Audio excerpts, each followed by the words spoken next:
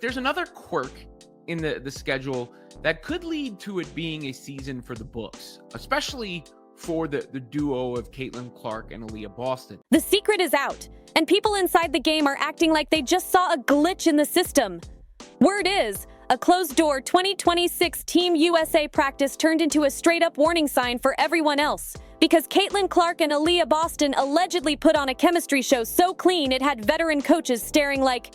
But not only do they have a chance to compete for a WNBA championship this year, but they should be teammates on Team USA. Wait! Did they plan that? This wasn't some casual scrimmage where everybody jogs through sets. It was the kind of session that makes staff whisper afterward, because you don't usually see timing that sharp without years of playing together. And that's what has folks shook. They weren't just playing well. One would assume they're both going to make the roster for the World Cup. They were moving like a duo that shares the same brain, the same rhythm, the same clock. People around the gym reportedly called it unprecedented. And even if that word gets tossed around too much, the reaction tells the story. When a pair is reading each other's choices before the choice even happens, that's not regular chemistry. This is interesting. They will go on a break from August 31st to September 16th for the World Cup, which will be played in Berlin. That's the kind of connection that turns a good team into a problem. The crazy part is how fast it supposedly clicked. Clark is known for firing lasers through tight windows, and Boston is known for catching everything, finishing strong, and making smart decisions in traffic. But what insiders were buzzing about wasn't just the passes or the buckets. It was the flow between them. Like Clark didn't need to look twice to know where Boston would be, and Boston didn't need a second to know when Clark wanted the screen, the slip, or the quick seal. And then you go back to the season.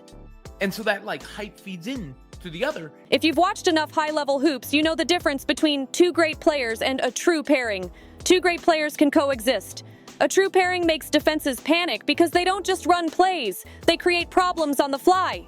That's what this practice reportedly looked like. Little gestures, tiny angle changes, a half-step shift, and suddenly the defense is cooked because the read already happened. And it's not even hard to understand why this combo can get scary. Why do you say they're going to make the team? Well, we know what happened when Clark didn't make the Olympic team last time around.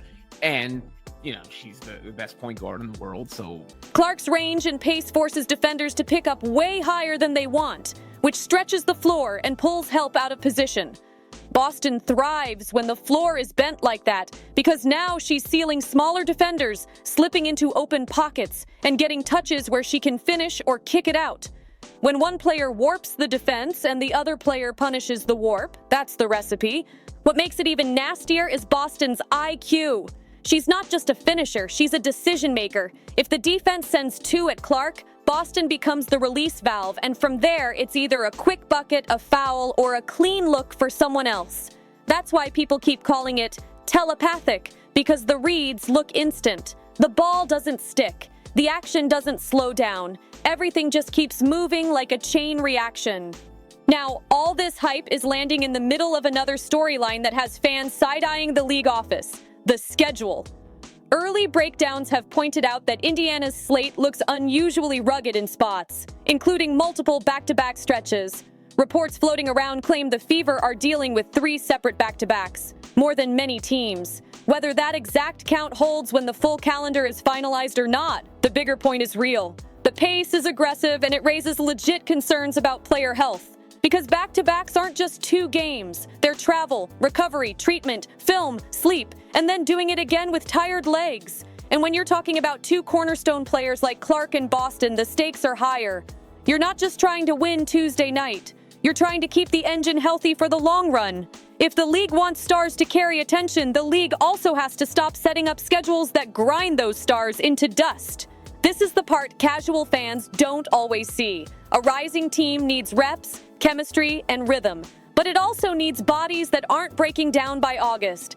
The Fever are building something, and building something takes consistency. If the schedule squeezes recovery time, it can turn into nagging injuries, weird slumps, and rushed preparation.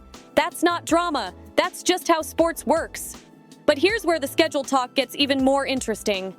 Another reported quirk has people circling dates like it's a cheat code, a significant break window from August 31st to September 16th, lined up around the World Cup period. A mid-season pause that long isn't something you see every year, and insiders have been whispering that it could become a perfect storm for Clark and Boston. Not just rest, but a chance to level up together in a bigger setting. Because if that window is truly set up for international play, it becomes more than a break. It becomes a launch pad.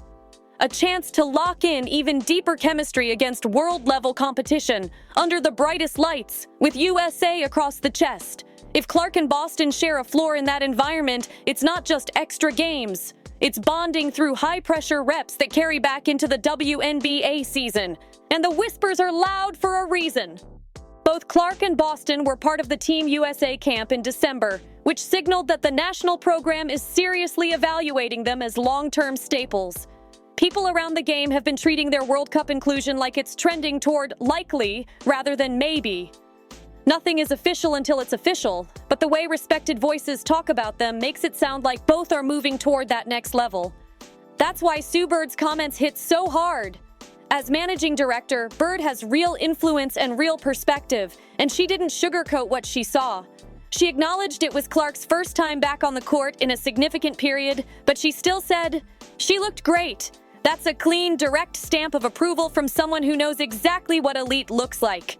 Bird also kept it real about what comes next, because talent isn't the only requirement at that level. She pointed out conditioning as the main hurdle, and the way she said it was blunt and honest. It's really hard to get in basketball shape without playing basketball. That line matters because it's not an insult. It's the truth every hooper learns. Skills can stay sharp, but game shape is its own beast. Even with that caveat, Bird's tone made one thing clear. Clark's baseline is scary. People watching reportedly saw her hit a clean step-back transition shot, the kind that tells you the rhythm is still there even if the lungs need time to catch up. That's the difference between someone who's getting back and someone who's built different. The fundamentals don't disappear, they just need fuel. Then Bird turned around and gave Boston major love too, and that caught a lot of people off guard. On her podcast, Bird reportedly singled Boston out with a level of praise that sounded like a warning to everybody else. She said, "Aliyah, Boston looks great right now. Not pretty good, not coming along. Great." That's a strong word, especially from Bird. And it wasn't just hype. The praise centered on Boston's confidence and control, like she's not playing unsure anymore. She's playing like she knows exactly what she is and what she can do. That's big, because a confident big with skill and patience is the kind of player who breaks game plans. When a post player can score, pass, and stay calm, defenses start guessing, and guessing loses games. Bird also pointed to something more nuanced that matters for Team USA. Playmaking. Boston's growth isn't just about points and rebounds. It's about reading doubles, hitting cutters, making the extra pass, and turning post touches into team offense. That's the kind of skill that translates anywhere, especially internationally, where teams mix coverages and force you to make decisions fast. And that's where the Clark-Boston pairing gets extra nasty. If Boston becomes a true hub, catching at the elbow, flipping angles, feeding shooters, Clark can run off actions, relocate, and punish any coverage that overcommits. It becomes a loop.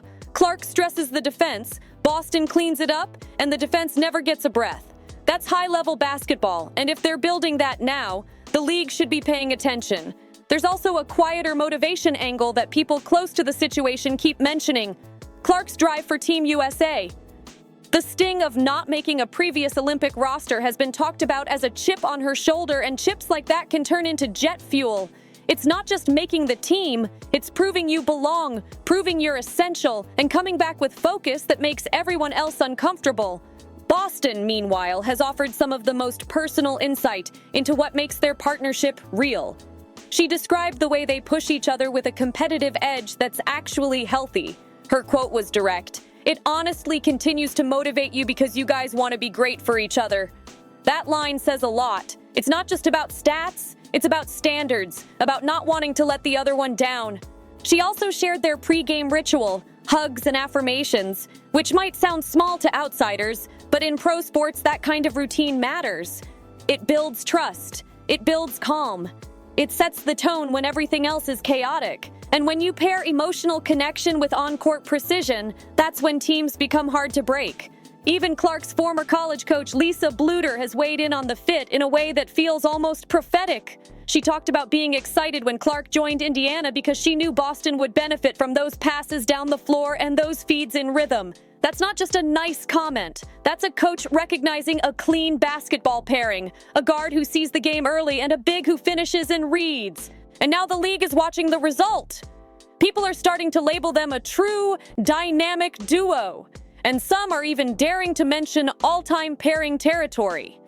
That's a big claim, but it's not coming from nowhere. Clark's gravity plus Boston's stability creates a balance that's rare. Flash and structure, chaos and control, deep range and interior dominance. Now imagine the calendar lining up the way insiders have been whispering, a World Cup run and then a push right back into the WNBA stretch. If Clark and Boston end up sharing a Team USA roster and chasing gold together, then returning to the Fever with even tighter chemistry, that's the kind of momentum swing that can change a season. A World Cup gold medal followed by a real WNBA title push would be a double crown storyline that fans can't ignore. And what makes that scenario even more wild is how rare the alignment would be.